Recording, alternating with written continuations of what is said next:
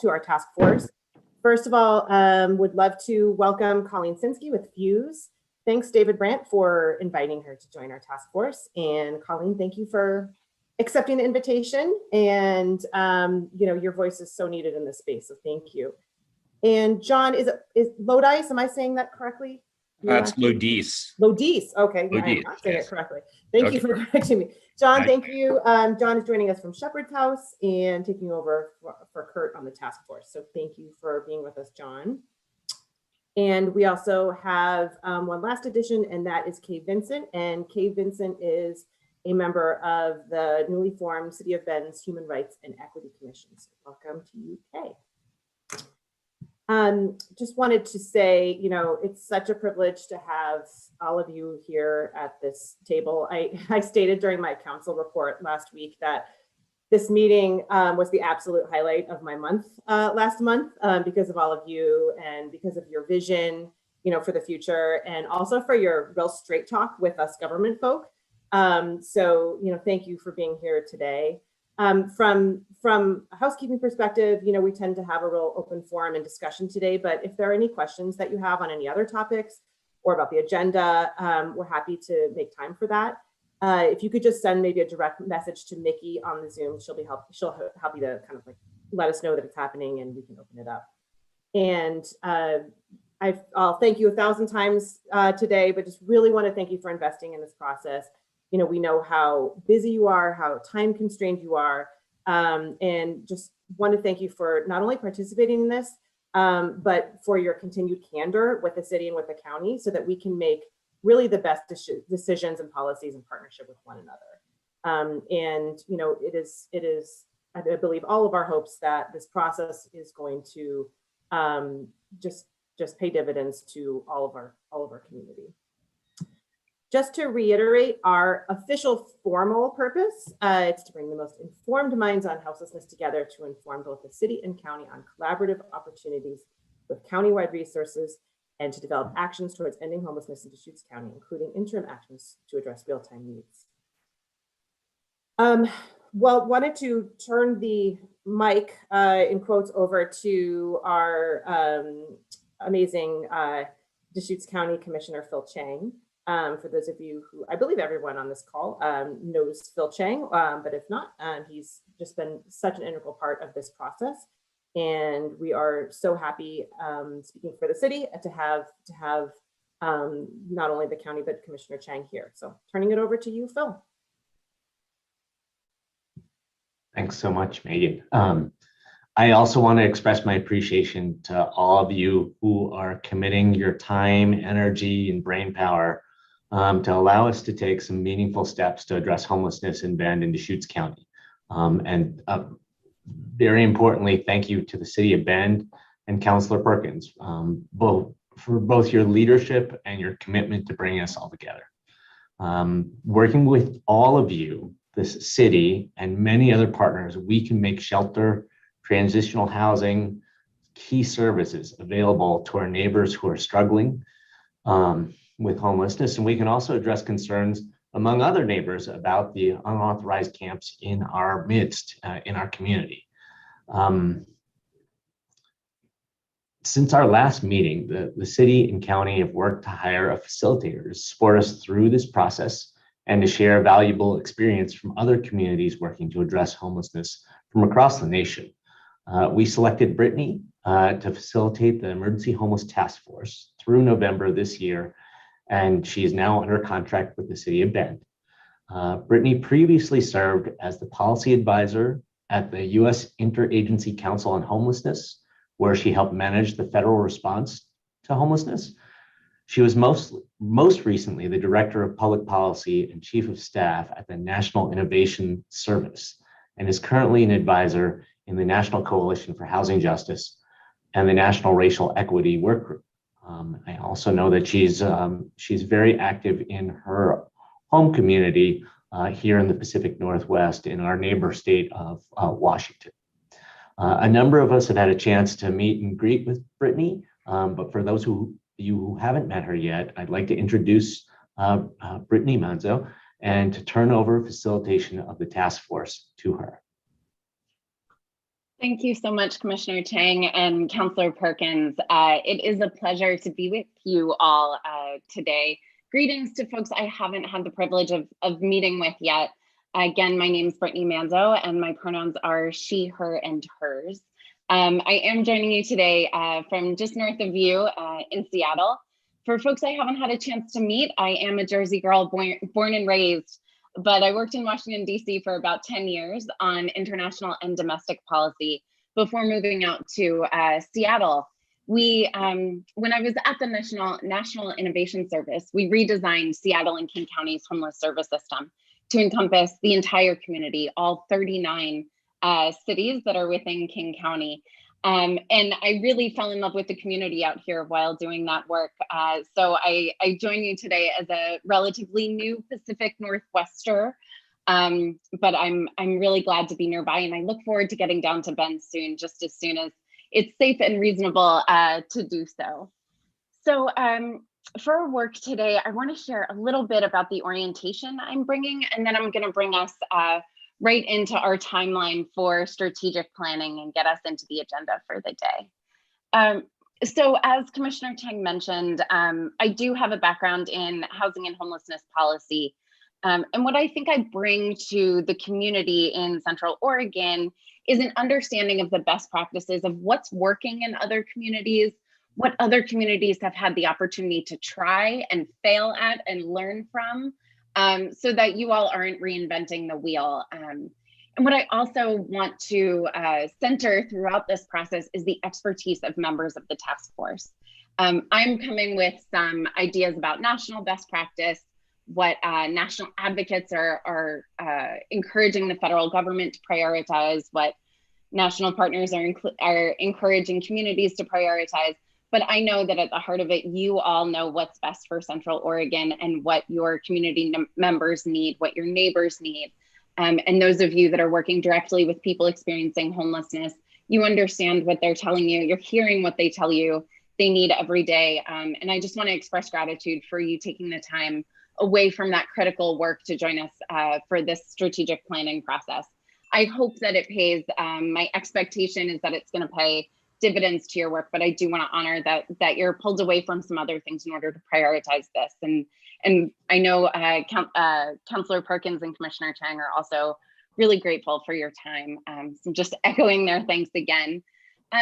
So other elements of my approach to facilitation and strategic planning that I want to make sure I share with the task force and the community right from the beginning is that in my work, I do strive to center people experiencing homelessness and what they say they need. So you'll hear throughout this process my encouragement to increase engagement with people experiencing homelessness and the conversations, and create space here for them to be a part of the strategic planning process as we sketch out a vision for the future of Central Oregon. And lastly, I also come with a strong and deep understanding of structural racism and how it underpins a lot of our public service systems. So in order to pursue the community's DEI or DEIA, diversity, equity, inclusion, and accessibility priorities, I come with that understanding of how our systems aren't set up that way from the start, so that we can make sure that we're pursuing our shared DEI goals.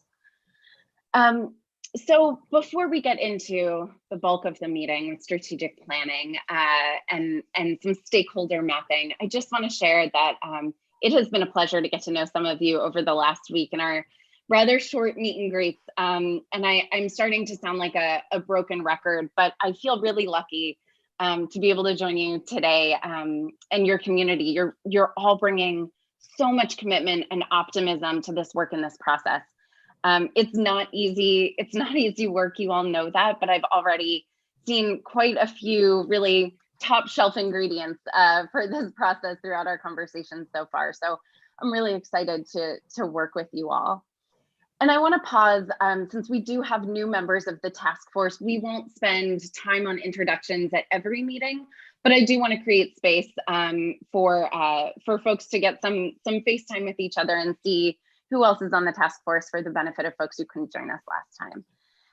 So I am going to try to do my best at alphabetical order so people can anticipate when they're coming up. But I'm gonna start us out with Carolyn Egan. You're at the top of my mental alphabetical order list. Apologies if I miss a few folks, I may jump around a bit. But Carolyn, would you mind introducing yourself, sharing your pronouns and your position? Good morning, everyone. I'm Carolyn Egan. She, her, hers, and I'm with the City of Bend, and I'm serving as the city's strategy and impact officer, really specifically around the investment of the city's ARPA funds. And I'm happy to be here this morning. Good to see all your smiling faces. Great, thanks, Carolyn. And Colleen Sinsky, followed by Colleen Thomas. Hi, good morning, and thank you so much for inviting me to be here. I'm Colleen Sinsky with Central Oregon Fuse, working on developing permanent supportive housing, and it's she, her pronouns. Good morning, everybody. Colleen Thomas, she, her, hers. I am the Homeless Services Coordinator for Deschutes County Health Services, and I currently chair our Homeless Leadership Coalition, which is our region's continuum of care. Great, thank you both. We'll have Elaine come up next, and then Eric King, followed by Eric Kropp. Good morning, everyone. I'm Elaine C Schultz with Mosaic Medical. I'm the Director of Strategy and Development, she, her, hers, and Mosaic is the region's largest federally qualified health center that specifically serves the unhoused community. Good morning, everybody. My name is Eric King, he, him. I am the City Manager of Bend. Good morning, I'm Eric Kropp with Deschutes County. I work as Deputy County Administrator. I go by he, him, his, and thank you very much for having me. Thank you all, thank you. We'll move over to Kathy Skidmore and Kay Vincent. Good morning, I'm Kathy Skidmore with Central Oregon Veterans Outreach, and I'm the Executive Officer, and COVO focuses on homeless veterans. For housing, we have housing ourselves. We do federal programs for veterans to get into housing. And we also do homeless outreach for veterans and non-veterans throughout the Central Oregon region. Morning, my name is Kay Vincent, they, them. I am with the City of Bend's Human Rights and Equity Committee. Hey Kay, it's great to meet you and thank you for your flexibility yesterday. I had to cancel on Kay at the last minute, so thank you. Kayla, over to you, and then we'll have Ian and Janice. My name is Kayla Duddy, and I'm the Deputy City Recorder for the City of Bend. Hey everyone, I'm Ian Lighthizer, he, him pronouns. I'm with the City Attorney's Office for the City of Bend, one of several members of our office that may show up at these meetings. We're all interchangeable. Good morning, everyone. I'm Janice Garceau. I'm Director of Behavioral Health for Deschutes County. I go by she and hers. I'll answer to they, especially if it makes this a safe place for people who want to use different pronouns than traditional. So welcome, everyone. Thanks, Janice. And we'll go over to John and then Keith. Okay. Hi, I'm John Lodice. I am the Director of Emergency Services for Shepherd's House Ministries. That basically entails our low barrier shelter system, although it also is strongly connected to our Project Share, which is our outreach program as well. And Shepherd's House, importantly, also does longer term residential programs for both men and women, which is important because that's a downstream goal that my work aims at. And and also other programs, not just Shepherd's House programs, but we also look to see what other programs people might connect to. And I answer to he, him, his, sometimes you, but that really depends on the context, I guess. Thanks, John. Keith, can I turn it over to you for an introduction? Yeah, I'm Keith Witkowski. I'm the city manager of Redmond. I've been here since 2013, and I go by he, him, his. Great, thanks. It's great to see you. And now we'll head into the M's. I think I'm doing all right with alphabetical order, but I will track back if I've missed anyone. And we'll move to Mary, then Councillor Perkins and Molly. Good morning, everybody. Mary Winters, I'm the city attorney, she, her, hers. Great to meet you. Megan Perkins, she, her, hers, Bend City Councilor. Molly Wells Darling, she, her, hers, program manager for Deschutes County Health Services. Thanks, great to see you, Molly. And we will, next up, I think we have Patty, Commissioner Chang, and Shelley. Hi, I'm Patty Wilson, Neighbor Impact. We're the fiscal agent for the Homeless Leadership Coalition and the collaborative applicant for the COC. I go by she, her, hers.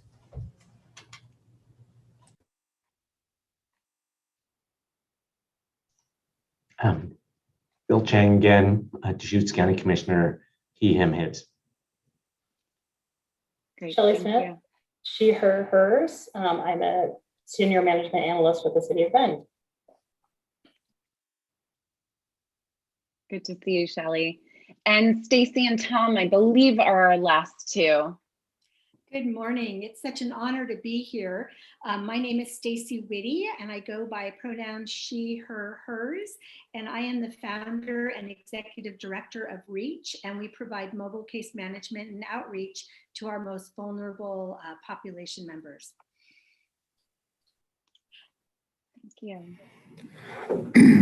I'm Tom Anderson. I joke with another group I'm on that normally they go alphabetical by last name, and I really dig the first name thing because I've had to be first to start a class my whole life. So this is great. But at any rate, Tom Anderson, he, him. I'm the Deschutes County Administrator. Great, thanks, Tom. And David, I think I missed you in my alphabetical role. So if you wouldn't mind just sharing your name, pronouns, and a little about yourself. Sure. David Brand, I'm the Executive Director of Housing Works. I go by he, him. I know almost everybody on the call, so they don't need much more, I think, than that. Sure, thank you, thank you. Did I miss anyone here today? Mickey, if you could just raise a flag if there's anyone I missed introducing, but I think we're all covered. It's great to meet those of you I haven't been able to connect with yet. I'm sure we'll get meetings on the calendar in the next week or so if we haven't already. I'm really looking forward to that. Tracking back to what Commissioner Chang shared about this process, I was selected last week and officially came on board last Wednesday to get started with you all as the facilitator for the Emergency Homelessness Task Force. So I am hitting the ground running. I've had the chance to meet with a lot of you, not all of you. We've been able to get on our calendars. So certainly going to prioritize that over the next couple of weeks. As we get into talking about the work plan here today, the strategic planning process, I just want to give you a brief overview of my roles so that you have a sense of what's up here as I take over facilitation. So I'll be moving us through the remaining 5 meetings, counting this one that we have through the end of November, scheduled and on the book. So I'll be facilitating us through these meetings, as well as moving the work of strategic planning and emergency response forward throughout that time. So today we're going to split our agenda into 2, which may become common for our meetings moving forward. We're going to focus on the overview of the strategic planning process to start, zero in on some stakeholder mapping to get that planning process started. And then we're going to shift gears into some of the more urgent and pressing priorities. I referred to it as emergency or crisis response. But in our purpose, as Councillor Perkins alluded to earlier, we are trying to hold this balance of long-term planning, strengthening our collaboration across jurisdictions, while also responding to immediate urgent needs and opportunities. So we really are throughout this process going to be trying to hold space for both of those. And I'll be supporting through policy advising as well as strategic planning and facilitation, both tracks of that work for these next couple of months.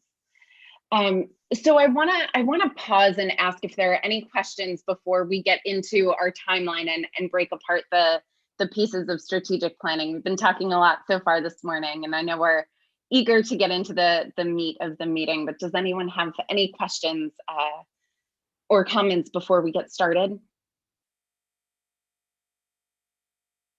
Great. I know that we are recorded and live streamed, which gives a bit of formality to the meeting. And we also have a number of elected officials, which may also bring some formality to the meeting, but we're going to make these working meetings. So we're going to be getting into conversation here in just a bit. So if folks want to take themselves off of mute and jump in with questions as they arise, I am totally welcome to that. I am of Italian descent, which means that interrupting is like a show of affection for me. So I will do my best to not interrupt you, but you are welcome to jump in if you have questions or comments you want to add throughout. So I am just gonna pop up my presentation here for you all today to get us started. Here we go. Here we go. Are you all able to see these slides?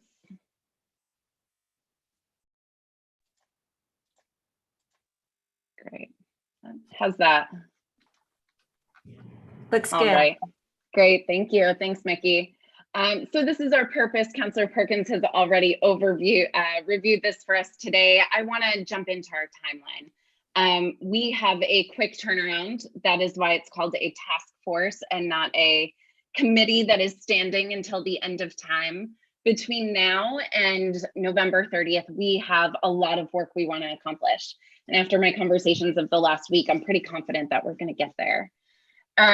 So when Mickey and I started to have these conversations, and after watching the first task force meeting from June 24th, I got a sense of a bit of where the community is as far as coordination around homeless services and the resources that are used locally to prevent and end homelessness. I've gotten to meet with each of you or some of you, as I've mentioned, and I recognize that we have stakeholders from different levels of government and different parts of the community, both geographically and folks from the service provider sector of the work, as well as the government sector side of the work. And we expect this table to morph and grow and shrink throughout this process.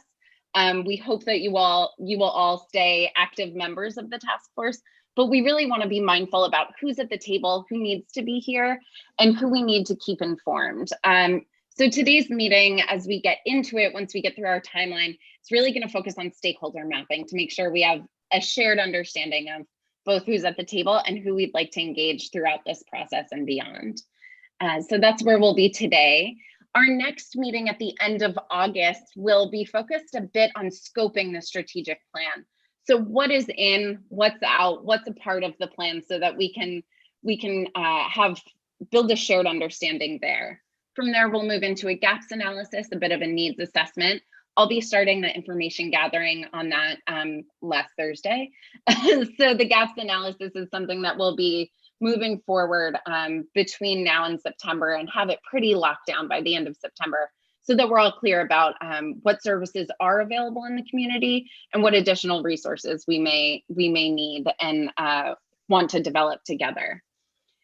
As we get into October, by then we will be deep in strategy development, identifying what priority strategies and objectives we want to take on in this shared strategic plan around ending houselessness in Deschutes County and Bend. And then in November, at the end of November, we'll be launching the strategic plan. So this is our timeline. You heard me pause a little bit when I was talking about the where. I stuttered, and I want to share, in all of our conversations this week, we have heard the importance of connectivity to the regional aspect to regional connections. This isn't just Deschutes County, this isn't just Bend, this isn't just Redmond. While we have all three at the table here today, I heard folks really echo that we need to bring regional partners along and invite them to the table as well. So that's something we'll be getting into in stakeholder mapping today. Just a bit of a deeper dive on this, the specific strategic plan process here. I wanted to offer the kinds of questions that we're going to be asking throughout this process. And I want to recognize that so many of you are already holding a lot of this work individually as agencies, collaboratively through meetings together across agencies, across government partners. You're managing this work through RFQs and applications and funding mechanisms. You all are already doing this work. I believe a big part of the purpose of the task force is to ensure that we're collaborating on all of it and coordinating. So you may have answers to a lot of these questions already. I actually know for a fact that many of you do. And this process is about bringing them all together and kind of getting our ducks in a row to be clear about what we're doing to prevent and end homelessness, what our priorities are locally, and how we're gonna get there, the strategies at the end of the day. So this is the kind of big picture where we're headed. But today I want to really get into stakeholder mapping with you all. So this is the moment where we'll loosen up and I'll roll up our sleeves to jump into the work together. We're going to spend the next half hour or so on mapping stakeholders, and from there we're going to move into the urgent emergent priorities, the more urgent priorities that we talked about. If folks have seen our agenda, we'll chat about the authorized encampment a bit, and then get into some other emergency planning that has been suggested by the team here. Are you all able to see this screen, this Miro board screen? Awesome, awesome. So I am just gonna resituate and pivot my head away to my other screen, but I'm still paying attention to you all. So right here, I've mapped out our task force members. I see some folks squinting, so I'm gonna keep zooming in. There we go. Thank you, John. You can always be my person to lean all the way into the screen and I will keep an eye on you. And that's how I'll know if you don't mind. Okay, so we have our task force members laid out here. If I'm missing anyone from this list, Mickey, if you wouldn't mind letting me know, I double checked it this morning. This is who we have at our task force table. There's a button as I present, you can kind of scroll to see more or less of the presentation. So if you want to take a look at the faces around the table, these are the folks that we're going to be getting this work done together with. So as you look around this table, the first question I want to ask is, who's not here? Who has a role in our purpose that's not at this table today and should be here to help us guide the process forward? We're going to do this popcorn style. I'm going to move us over to some Post-its that I have. But if you need me to go back and review the task force list, I would be happy to. I can move around pretty agile here. So who's not at this table, but we want to consider either engaging, informing, keeping informed, or just tracking, who's not here that we need to keep mindful of as far as stakeholders. This is Colleen Thomas. One area that I see missing is a youth representative. So I would suggest somebody from JBARJ, Youth Services. Right.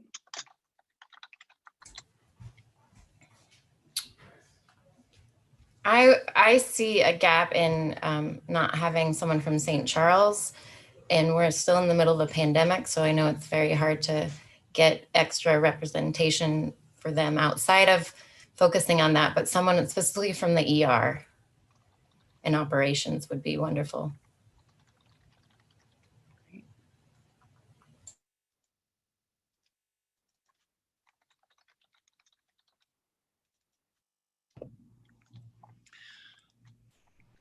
So I don't think I see under the city of Redmond, I think having, I'm going to name an individual, Bob Bohack, and I think he's important for a number of reasons. He has had a lot of experience with outreach from the Redmond area. He's worked with Jericho Road. He's worked with St. Vincent de Paul in their outreach. He's also connected to the faith-based part of Redmond too. And he has a lot of experience, and I think he's got a lot of balance in his views too, which I think is going to be important to our efforts. So I would recommend that he be added.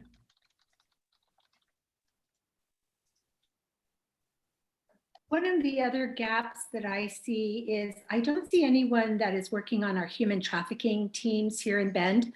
And I'm just thinking in light of the increase of challenges in that area, it might be good to have someone from that team join us.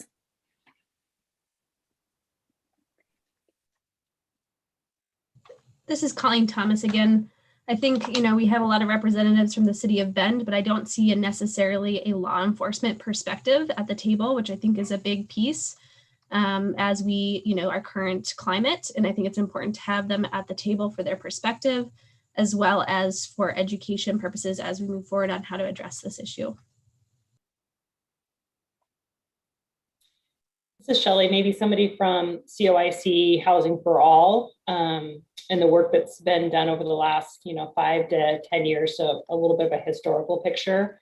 And then also maybe the Central Oregon Health Council and their specific subgroup on housing and homelessness.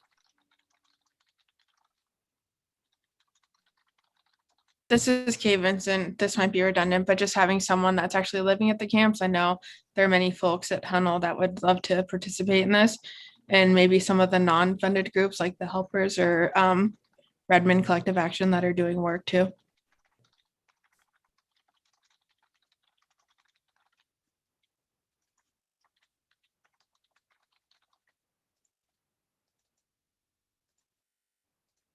Is there a collective of people experiencing homelessness that organize or meet regularly, or is it more a how do we bring this to them? Are there natural representatives, Kay, that you know of that would be good folks to bring in, or should we kind of develop a strategy there?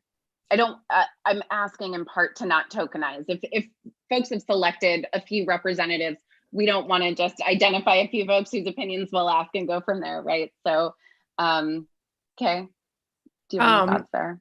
I do know that there were a group of folks that kind of gathered 2 weeks ago, and I think that there are some specific people that I could reach out to that have names, if that would be helpful to you. Great. We'll hold on to that as we move throughout today. I appreciate that. Others, who else is not at the table but has a role to play? This is Keith. I think getting Annette Leva from Governor's Office / the Regional Solutions team would be important, because at some point, right, I assume we're going to be developing a series of actions that are going to require some resources, and she brings a lot of political force to the table. Can you repeat her name for me? Yeah, it's Annette, so Annette, and her last name is spelled Lie, B as in boy, E. Great, thank you. Yep. If we're thinking outside the city of Bend and really thinking about the county and the region, getting at least one representative from Sisters and Lapine, and knowing, just for clarification, Mosaic is the federally qualified health center for all of the region except Lapine and South. So that would be Lapine Community Health Center if we wanted a healthcare FQHC that serves the unhoused, but there's also other unhoused related support groups in Lapine and Sisters.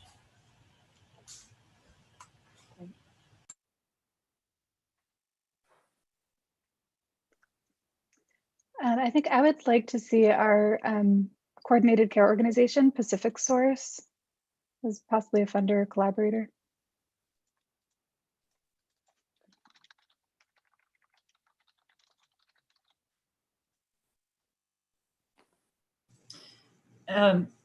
Brittany, that's actually a pretty glaring gap here. The CCO is probably has the largest regional footprint in terms of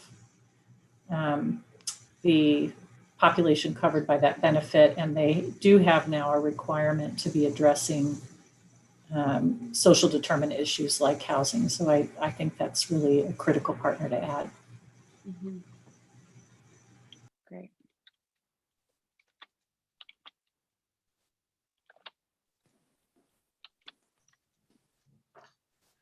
I wanted to ask if it would make any sense to include philanthropic organizations, private foundations and those kinds of groups in our discussions here, or whether we want to develop this plan and then go and talk to funders afterwards about what we'd like them to invest in.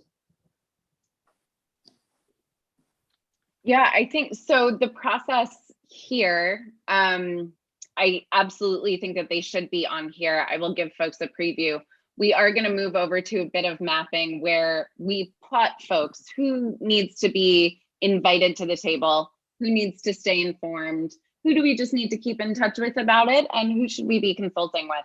So I think philanthropic organizations will definitely fall in one of those 4 buckets. Are there any philanthropy organizations in particular, philanthropic organizations in particular, that you had in mind, Commissioner Chang, or others?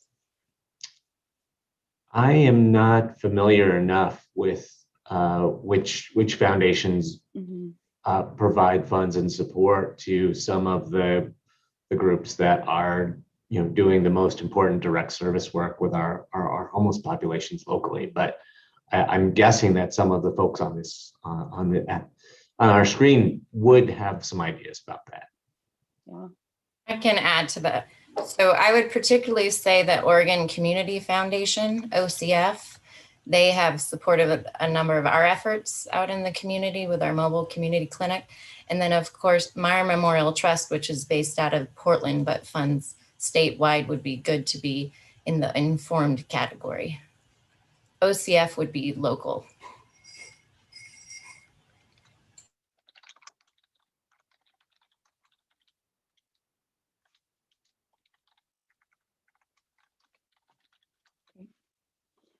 Any others, philanthropic foundations or other types of partners that aren't at the table?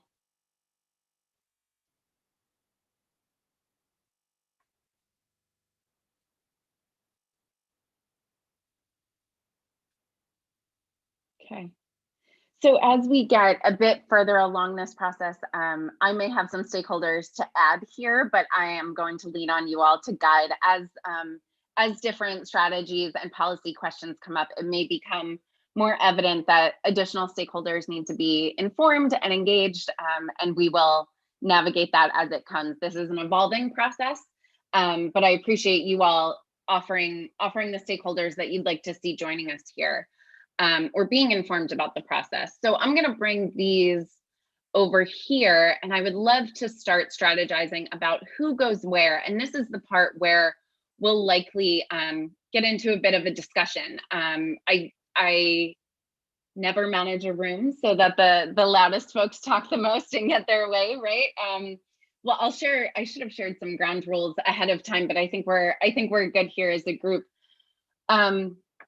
To manage ourselves and manage our conversation well, but maybe we'll start out with this regional question. Eric, I don't mean to put you on the spot, but I know we had a conversation just yesterday about navigating potential regional partners that either could come to this table or be informed or consulted. So I want to just tee up that conversation, but first offer a little bit of background on these 4 boxes. So collaborate are the partners at this table. We are collaborating toward the strategic plan as a task force. So the folks we put in that bucket are the ones we agree that should really be coming to this table as decision makers and advisors in the process. Informing are the folks that we want to keep abreast of what we're up to. Maybe a bit further down the line, we'll have asks of them or events that we'd like them to get involved in, strategies we'd like them to get involved in. But for the strategic planning process, this will be folks that we really just want to keep informed of what's going on and how our thinking has evolved. This is a more important role than it sounds like, because these will be the partners that will be ready at the end of the day to say, yes, we're excited for this strategic plan that the task force developed. Even though we weren't at the table, we know about it. We've been kept up to speed. It'll help us build the political buy-in at the end of the day. So those informed stakeholders will be an important group, just as the collaborators are. Monitor is kind of the folks we want to keep an eye on who may be developing strategies at the same time or doing related work. They're partners that will just want to make sure that we're not duplicating efforts or reinventing the wheel. And here, this is also where some of our coordination and collaboration will come in. I've had a few conversations with Mickey and Colleen and others about the duplicative meetings that some folks have around homelessness strategy development. So this will be a chance for us to parse apart what should live where, what just needs to be monitored from this group outward, and what do we need to be collaborating on in here so that we can streamline the work as it would be best served. And then the last group, bottom right, is consultants. And I used this word before, but this is really the advisory group. These are the folks who may not be able or may not be appropriate to bring to this task force table, but they can let us know what they think is possible or what limitations they see that we need to be strategizing around. So consultants are also an important role for partners here. And there may be some folks that move between boxes throughout the process, but this is really to get us grounded from the start. So this is by no means locked up after today's conversation, but I would love to get us into placing the stakeholders that we mapped into these quadrants. So Eric, I'm wondering if you would kick us off with some of your thinking about where and how regional partners fit in here. Could I be so bold as to put you on the spot a little bit? Sure. I mean, I think when we talk about COIC, I think the reason I brought it up is that I know Tammy Vaney in particular has been kind of working with the city of Redmond and coordinating some conversations with the social service providers and the county commission. So I want to make sure that we're being, I don't know exactly which box it goes into, but want to be conscious of that. I think there's a distinction though, in that COIC does not have any, they don't have a staff that sort of has that content expertise. They're not a direct service provider, but they're convening some conversations. And so to the extent that we should connect to them in that convening role, but I want to be clear that it's probably not appropriate from a direct service provision. Their role might be limited based on just the resources that they have available to them. Do others have thoughts on regional partners and which roles they should be brought in on? I have some opinions, but I want folks to jump in with yours first. Yeah, Commissioner Chang. At some point, we really do need to think about where we're clipping the geographic scope of this effort. And there are a lot of reasons to clip it more broad, and there's a lot of reasons to clip it more narrow. And I since the city of Bend played a really key role in convening this effort and kind of jump-starting it with energy and investment and other things, in some ways I want to defer might be too strong of a word, but I really want to understand what the city of Bend's intent or desire is in terms of the geographic scope of this. We have, and Keith can chime in on this. There are parallel conversations happening in some of the other communities. There's people who are interested in shelter, setting up a permanent shelter in Sisters. We just had some substantial discussions the other day between the Redmond City Council and the County Board of Commissioners about potential investments in essentially homeless facilities in the Redmond area. Those didn't go quite as far as I would have liked, but the conversation has been opened, and so it's we have these questions about whether do we want to merge those streams or do we want to keep those streams distinct, and it's I'm your representative, your elected representative from Deschutes County, which encompasses all this area. So I don't think I'm the right person to weigh in on where we clip the geography of this effort, but I think it's a question that we have to ask. And maybe just to fill in addressing that, I do think we've already created this. It's the city county. I think trying to include Jefferson or Crook County at this stage would just not be a good idea. I think there's some opportunities to collaborate, consult, or inform, but I just think in terms of bringing that into the fold, this could get pretty unwieldy. And I think there's quite a different approach and scale in those more rural counties than there is here in Deschutes. So I'd like to keep it somewhat contained to the city and Deschutes County. And I think Redmond and Bend probably are a great focal point and some informing of the Lapine and Sisters area. But I'm a little concerned about in our effort to be inclusive, that we can also, there can be some trade-offs with efficiency and outcomes that I just don't want to lose sight of this timeline that we have and urgency that we need to act upon. Brittany, this is Janice. I agree with both sets of comments and think that adding a CCO member to this group really would help us at least have a regional perspective without necessarily expanding the work group beyond the boundaries that Commissioner Chang and that he described.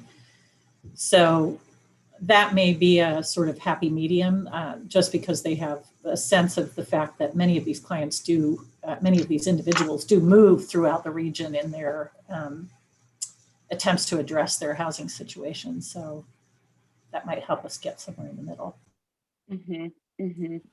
I would add too that there are some of us also already on here who have also a regional perspective, like Housing Works and Mosaic and others. So we do see our patients, our clients go from city or town to town and camp to camp. And so we can also bring that. I appreciate that. Thank you, Elaine. And Janice, I'm curious if there's a particular CCO, and that's community coordinated care organization. Is that right? Did I get that right, Janice? Yeah, that's the CCO for our region is Pacific Source, and they probably have someone assigned to population health, and probably even have someone specifically assigned to social determinants. And I do think Elaine is right. There are a number of entities here that have a regional footprint, but if you're wanting to make sure that you've covered that, a CCO member may be helpful. So what I'd like to propose and leave space for dissent and full space for dissent is inviting COIC to the table in order for there to be collaboration between this effort and the Housing for All effort. Invite Pacific Source as well, recognizing that our focus and what we have the best opportunity to do here is to marshal city and county resources toward a shared strategic plan that could then be built upon into a more regional or regionally encompassing effort. And with COIC at the table, that might give us a bridge to that conversation when we or they are ready for it. And having the CCO here, I completely agree, is just as much about regionality as it is about the experience of people who are living outdoors or housing unstable. So I would definitely endorse and strongly suggest that they come to the table, but I'm curious how folks feel about that strategy, or if there are any concerns here. And I'm going to put it up here, not because it's a decision, but just to illustrate what I'm proposing.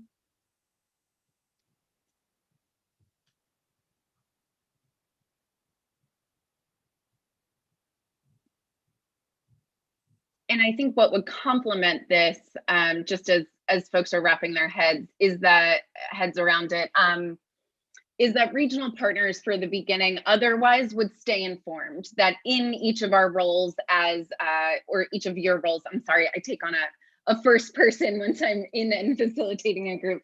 But in each of your roles, collaborating with regional partners, keeping them up to speed and abreast of what we're doing here, but not necessarily doing deep consultation. I'm curious though, what are folks' thoughts about this setup?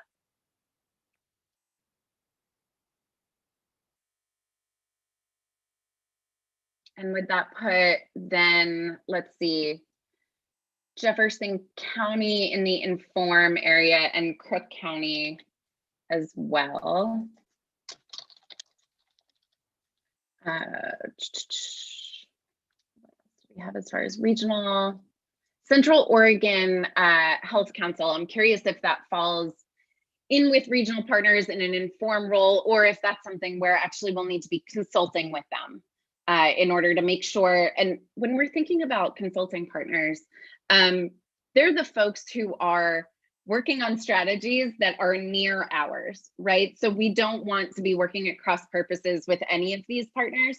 So if there's a lot of work where they're developing strategies or strategic planning or priorities for the next few years, might be an opportunity to put them in the consult bucket. I think that's a question that I have about the Central Oregon Health Council, particularly since they're doing housing and homelessness work.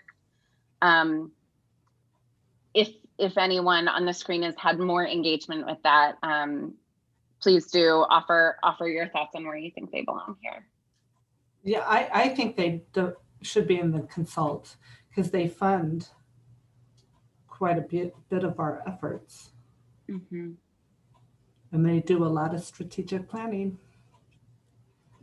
And they sort of represent the CCO. They are the advisory entity to the CCO. So that may be your way to cover that corner. Great. And a number of us who are on this committee sit on the housing work group for them, and myself and a few others connected to these organizations are the one who wrote the piece in the strategic plan for the regional health assessment and improvement plan.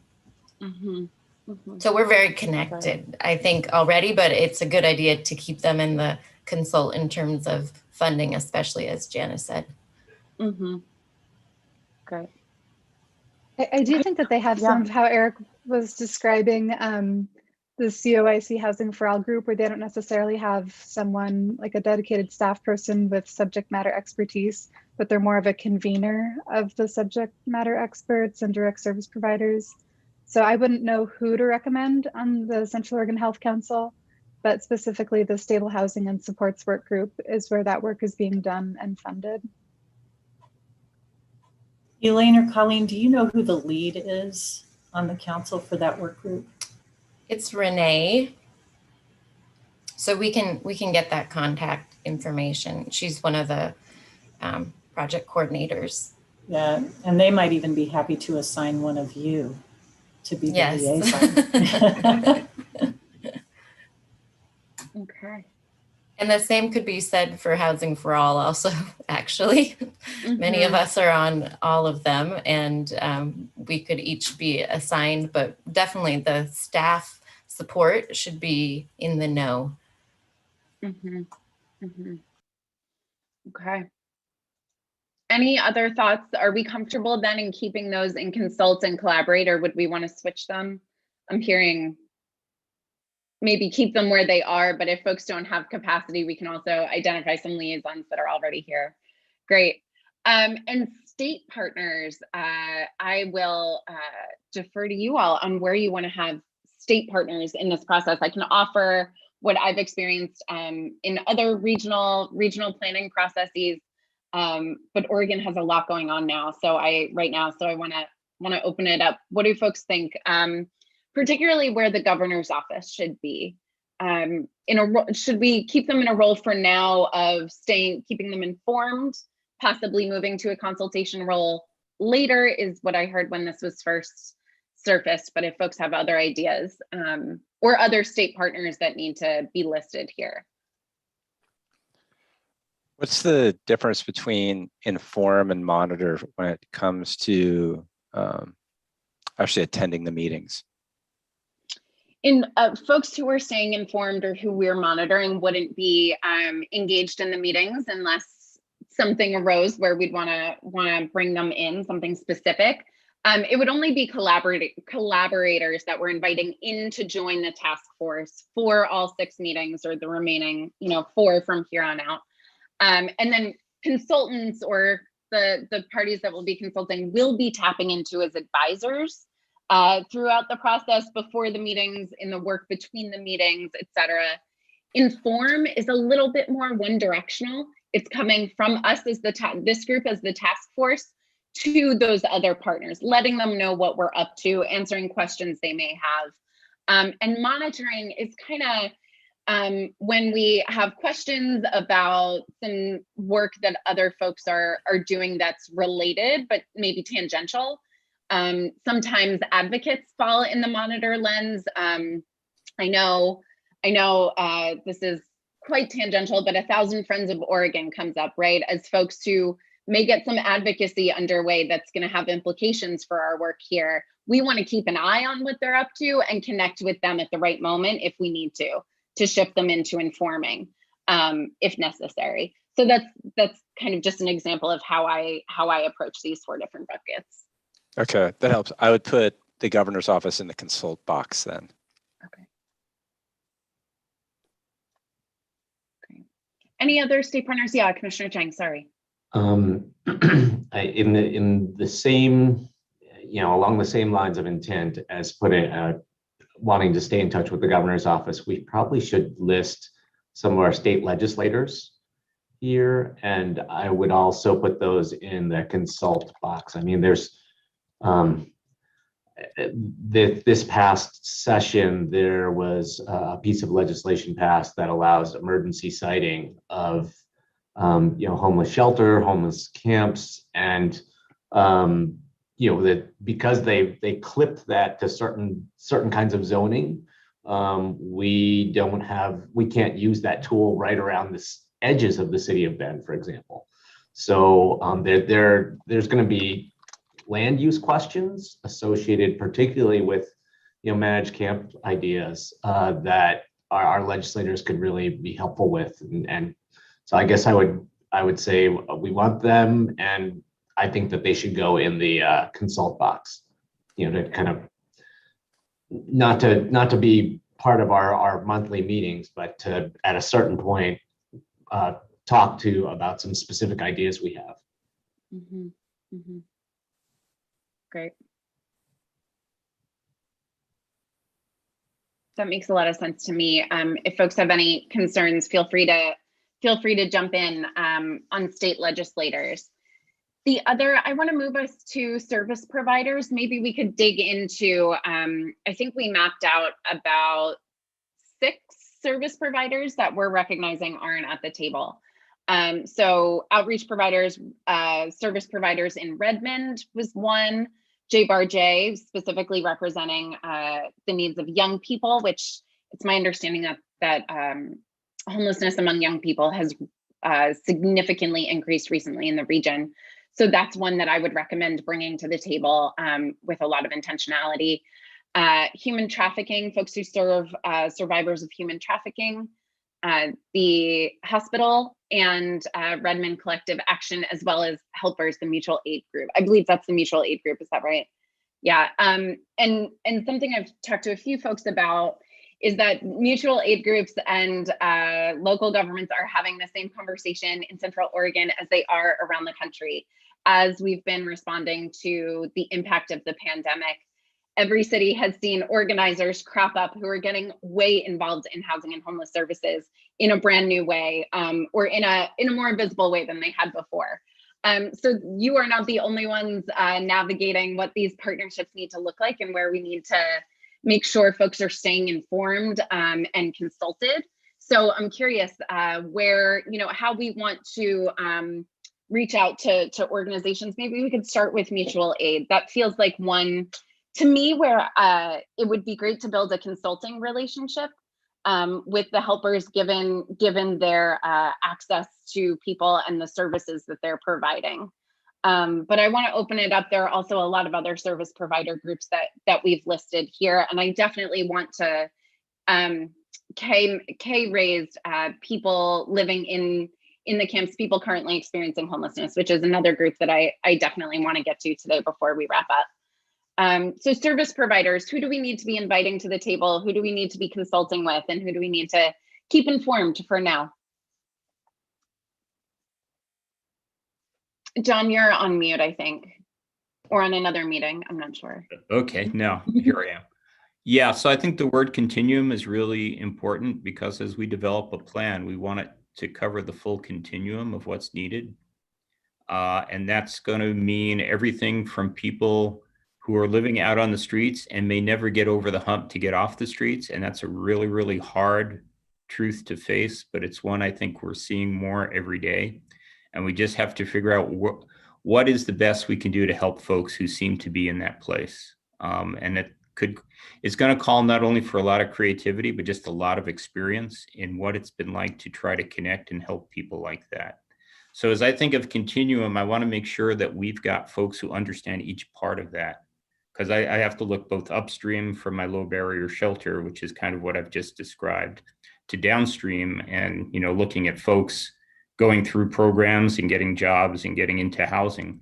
We want to cover that full range. So we want to have working with us actively the best people who understand that full range and who have a lot of experience at each part of that range. So I think that's something to keep in mind.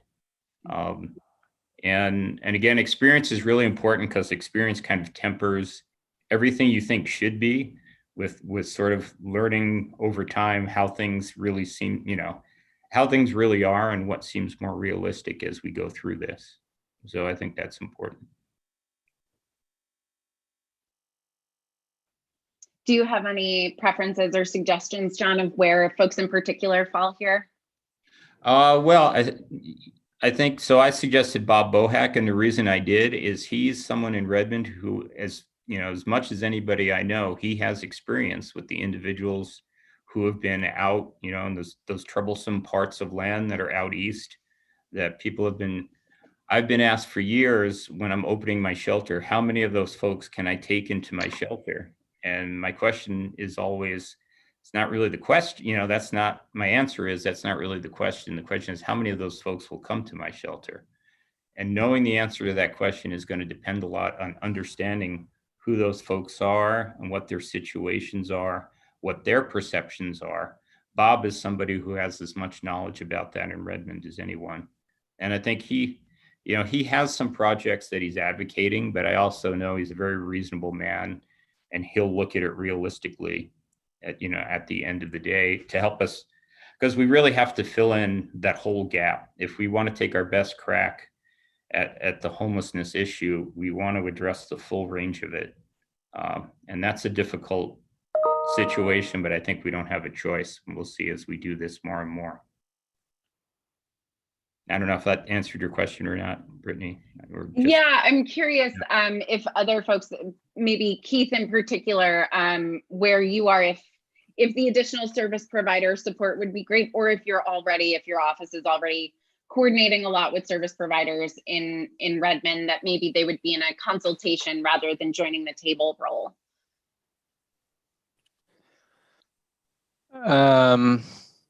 Just thinking, you know, it's one of the things. So when we go backward in the conversation a little bit to about 20 minutes ago, we talked about how some of the solutions we come up with are going to be regional. One of the pieces that Bob Bohack's been talking about is kind of a tiny village managed camp, similar to the Rogue Retreat model. And we know that, you know, being able to pursue that kind of an option, having it coordinated at a regional level and think about where camps should be and city, county, et cetera, and making sure that there's a consistent philosophy and business plan to managing it, and knowing that that is going to be one of the key pieces in the continuum. It might make sense to have Bob on the group. Mm-hmm, mm-hmm. And I think we're also probably going to be standing up some subcommittees or work groups here today to manage more specific bodies of work forward. And so that may be a good place for him to plug in as well. So I'm gonna, recognizing that very specific area where he'd be really impactful in that conversation. So we can revisit that. None of this is set in stone. So that's helpful. And Redmond Collective Action, would they be a partner that we'd want to keep in consult, or are they more of a, let's keep them informed about the process along the way?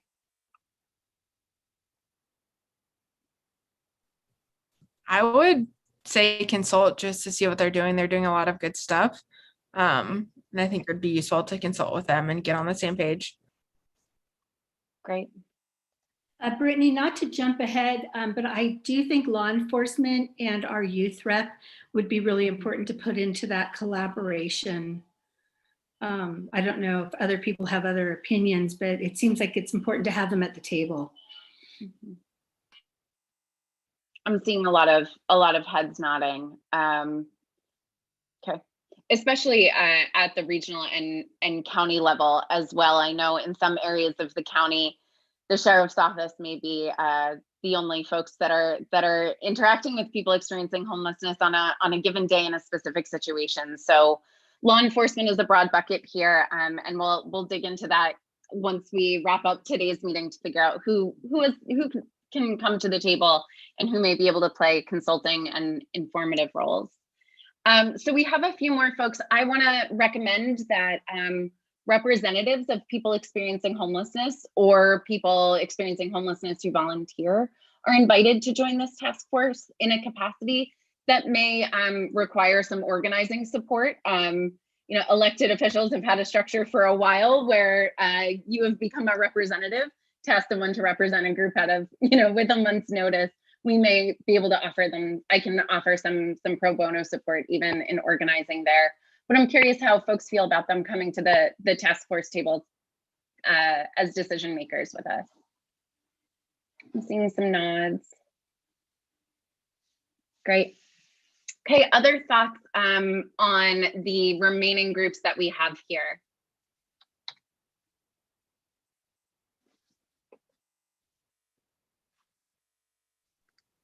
My inclination is that, go right ahead. I was just going to mention that the Family Access Network, or FAN, or the school district McKinney-Vento liaisons for either Redmond or Bend Lapine could be a gosh in either the collaborate or consult group.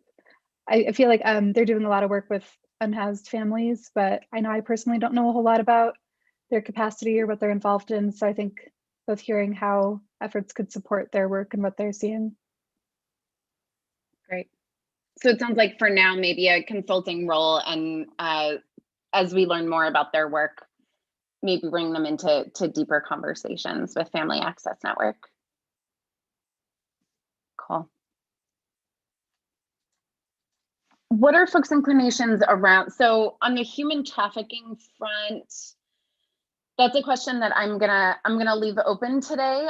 If there are specific service providers that come to mind, David, I know, is working really closely with some domestic violence and human trafficking service providers. So maybe David, you and I could connect about who might be well positioned to come to the table from the folks that you've been working with. And I know that there are connections across. So if you have recommendations, please do send them my way.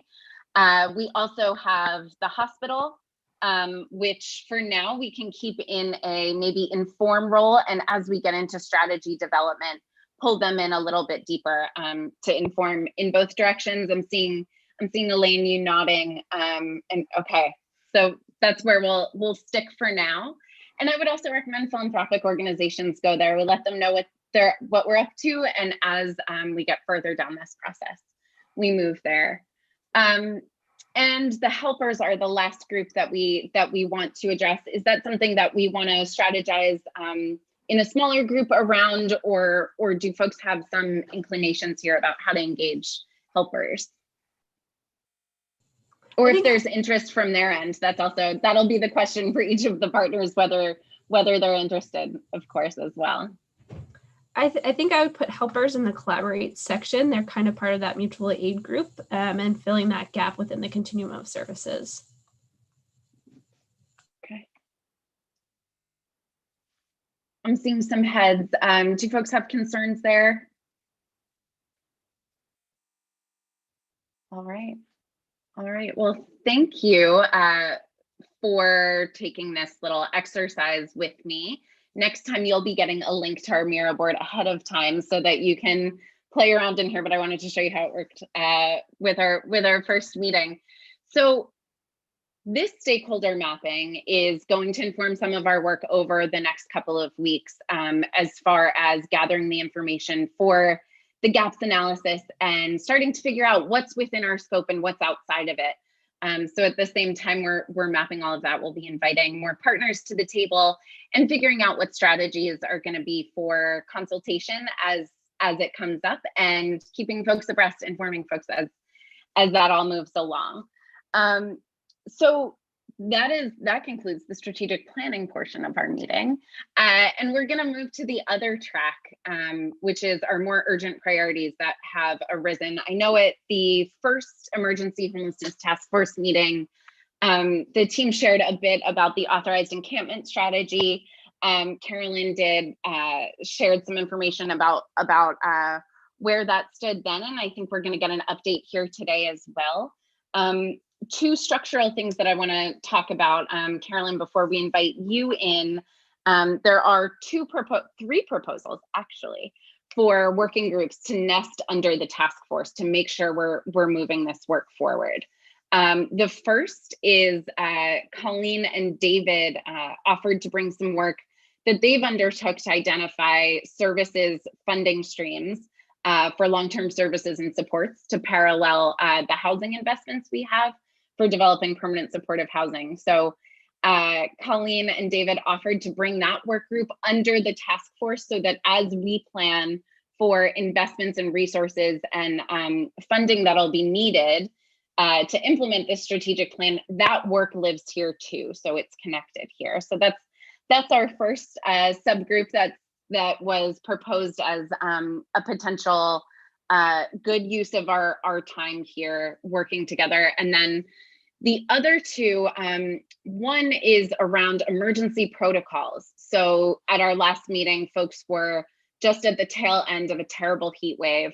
The fire season is still early, and there was a need expressed for local coordinated protocols for emergency management, particularly in the summer heat and fire season, which is a different set of protocols than the cold season, but lots to learn from that.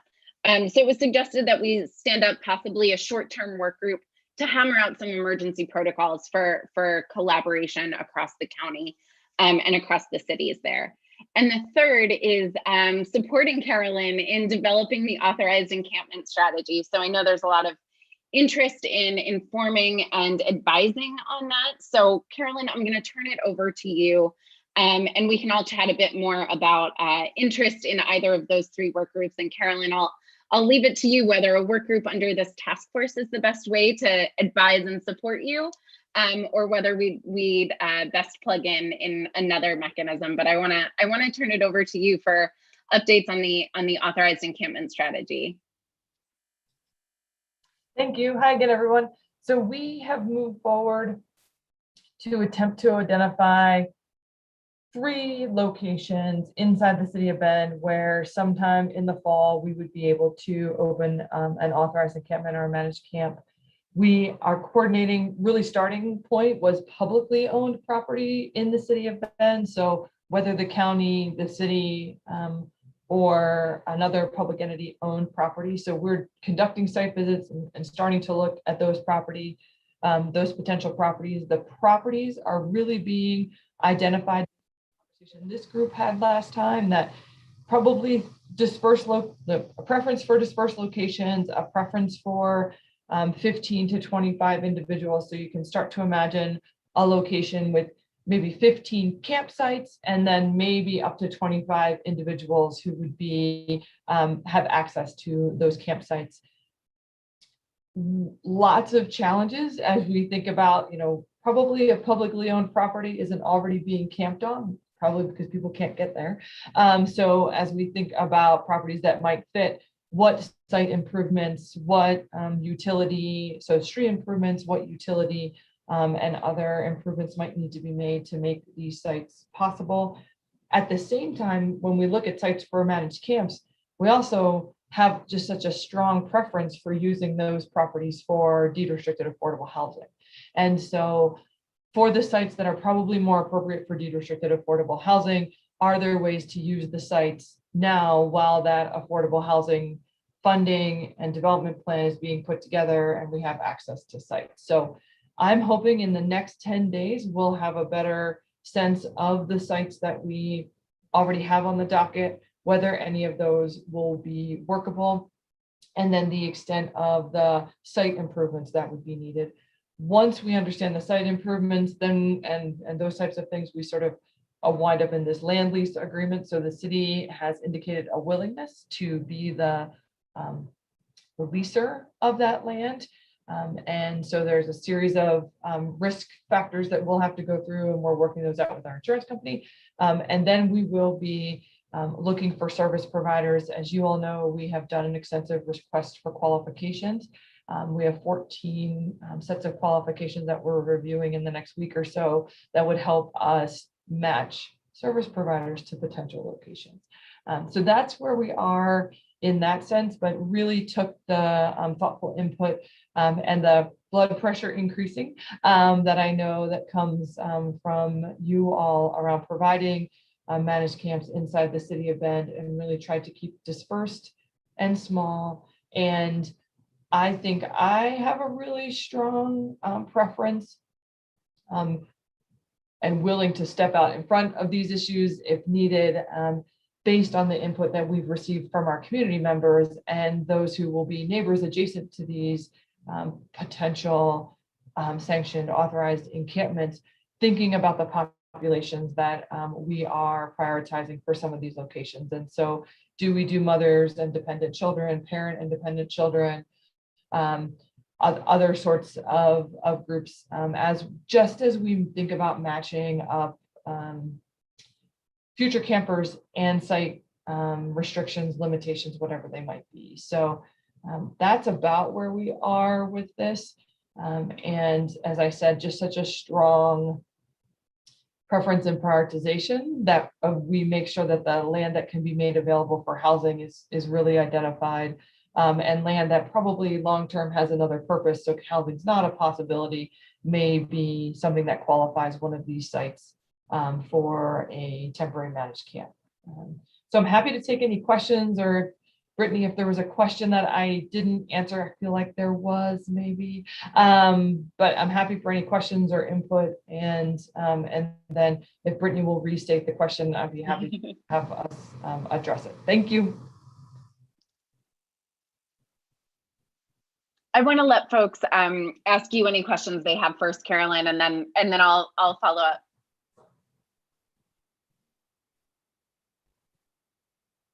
Perfect. So we're really acting on all the direction you gave us last time. So that's really, and if as sites become available, we'll be making them public as appropriate. And then obviously you can call me, text me, email me, grab me on the street if you see me, and tell me why that's a marvelous or a terrible idea for any of those sites, and happy to work through any of those reactions as we go through.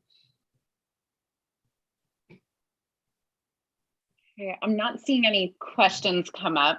So my question, Carolyn, is to that point of, rather than having all of us emailing and texting you with our ideas as they crop up, would it be helpful to convene a small group from here, folks who are interested in helping you build out that strategy or design along the way? Or is that something we should revisit in a couple of weeks? There's, I know you and I haven't had time together yet, so we haven't been able to chart the path, but what would be most helpful to you?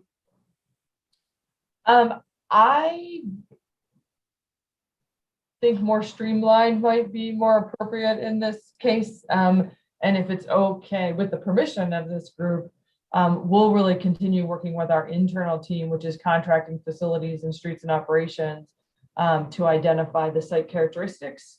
And then we'll also continue to review those qualifications and then be ready at our next meeting for maybe some more input.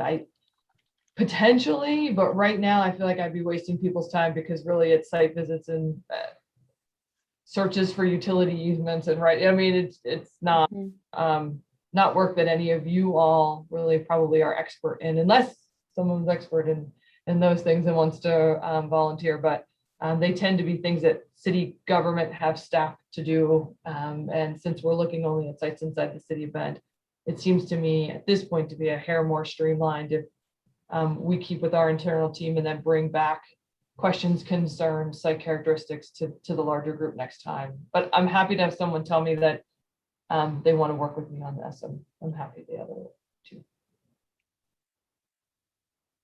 You all have other work to do. So yeah, Commissioner Chang.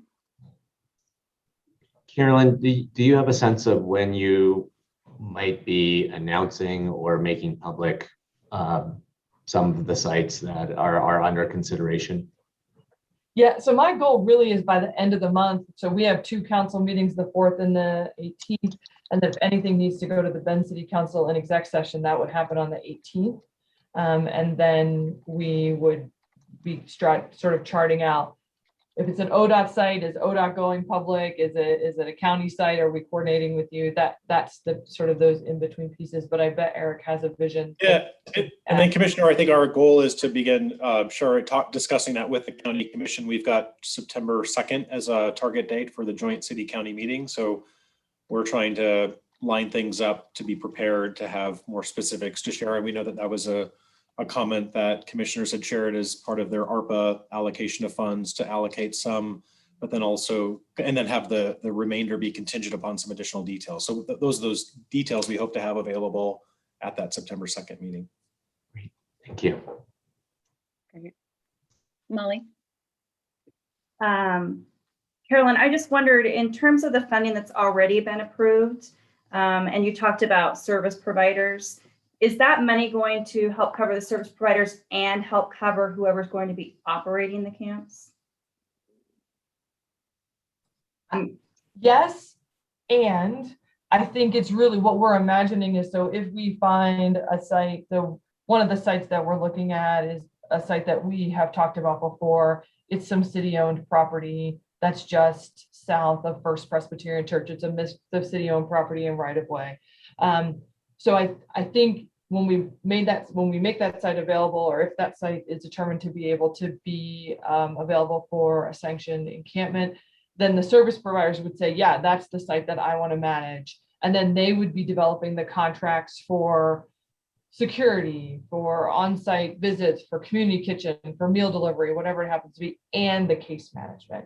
And so my vision, I think, and I'm happy to have it evolve as we go, is that we would have a contract with that service provider. And if that service provider told us that part of that contract is them paying for the case management services, then that would be part of the contract with that primary provider. The same is the case with insurance. So the insurance, just to be able to manage the site, we know that a service, a nonprofit may have to get an umbrella policy or something separate to be able to do this type of service, which is outside what they're doing day to day.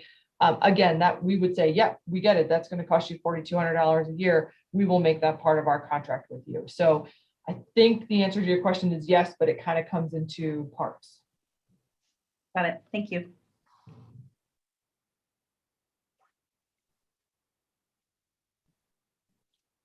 Great. I mean, that's the reason I've had my camera off this whole time. I've been working diligently on these sites to try to get adjacent ownerships and all those types of site constraints, because our first site visit's this afternoon as we look at just the initial docket of sites. So thank you.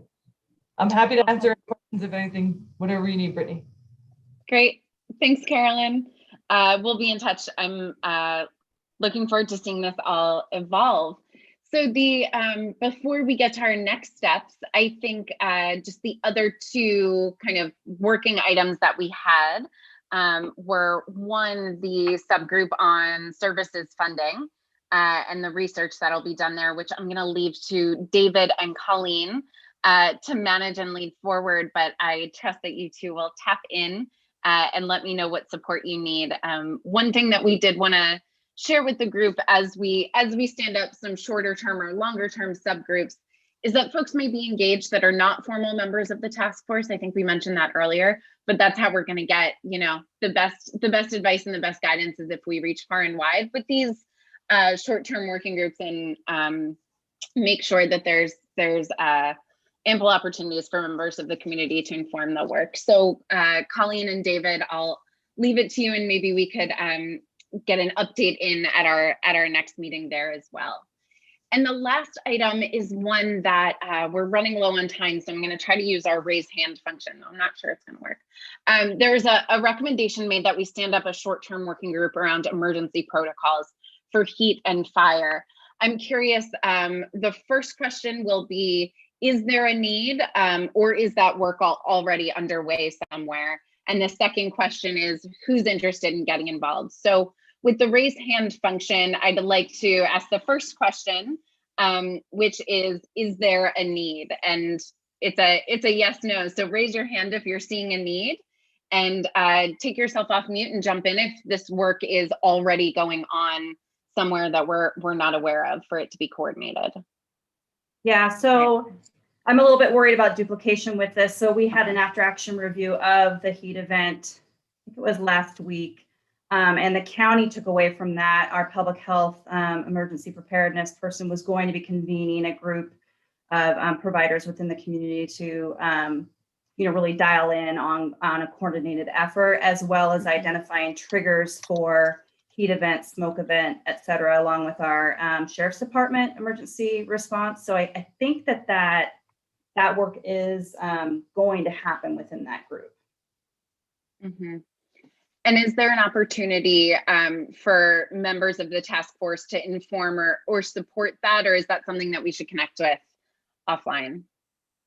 No, that absolutely people can inform that. I think, right now where it was left on Friday with the agencies was they would be reaching out to Lindsay from Mosaic to express effort or express whether they wanted to be involved in it. And so our emergency preparedness coordinator is getting those names together, and then we'll be reaching out to set up a meeting. So if there's other people, in this meeting that want to be a part of that, that would be great as well.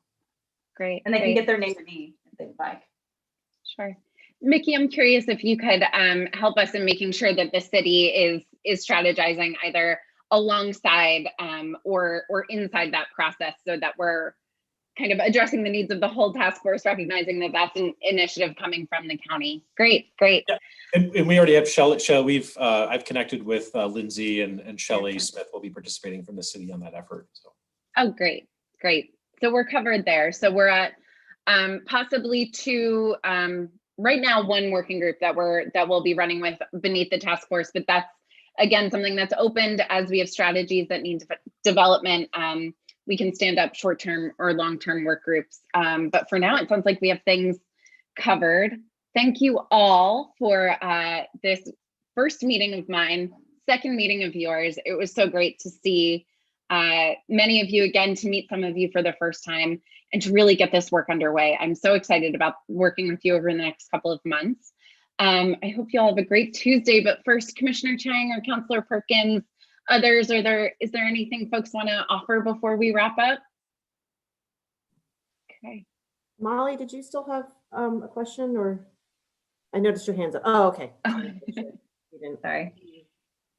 No, I just want to say thank you, everybody, for today. This was great. Yeah. Thanks, everyone. I'll be in touch with next steps, and we'll see you at I'm sure many of you will see each other before then, and I will likely see you all, but our next meeting is August 31st. So looking forward to it, and enjoy the rest of your July and that rain. Enjoy the rain you're getting. Thanks, Take care, everybody.